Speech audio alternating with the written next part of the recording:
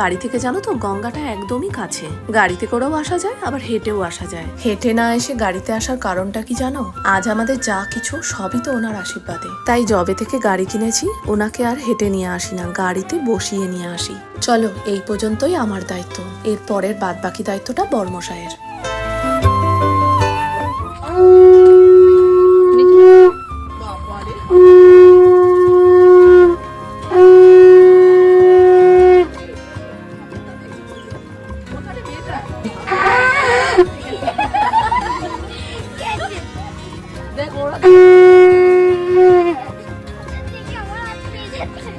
মোটামুটি সবই রীতি পালন করা হয়ে গেছে।